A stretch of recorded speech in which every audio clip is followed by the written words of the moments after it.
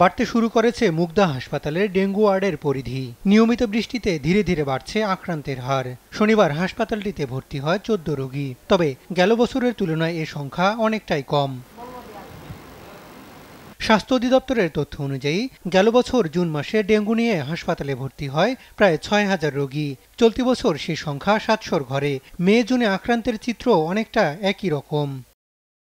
আক্রান্তদের মধ্যে হাসপাতালে ভর্তির সংখ্যা বাড়লেও উপসর্গ এখনো অনেকটাই মৃদু। ২-৩ দিন যাবৎ প্রচণ্ড জ্বর, মাথা ব্যথা, এগুলোই তো মূলত বমিও ছিল, প্রচণ্ড বমি বমি ভাব ছিল।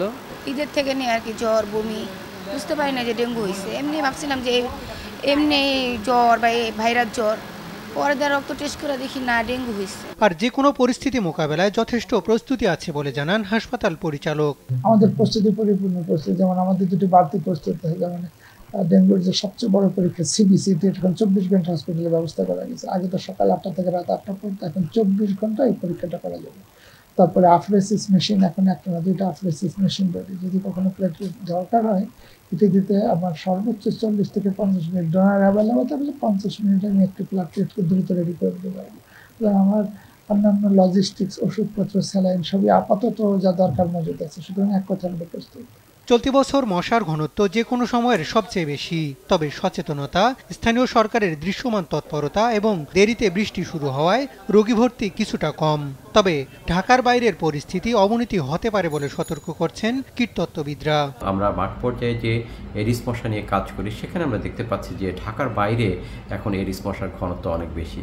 বিশেষ করে চট্টগ্রাম, কক্সবাজার, বরিশাল, বরগুনা, পিরোজপুর, চাঁদপুর, গাজীপুর, এই জায়গাগুলোতে, নরসিংদী, এই জায়গাগুলোতে এডিস মশার ঘনত্ব অনেক বেশি। এবছর ডেঙ্গু রোগী ঢাকার চাইতে ঢাকার বাইরে অনেক বেশি হবে, কারণ এই জায়গাগুলোতে এডিস মশা নিয়ন্ত্রণের জন্য যে প্রশিক্ষিত জনবল নেই এবং যন্ত্রপাতি এবং কীটনাশকের স্বল্পতা রয়েছে। তবে মাত্রই বর্ষা শুরু হওয়ায় এখনই ভালো মন্দ বলার সুযোগ দেখছেন না বিশেষজ্ঞরা।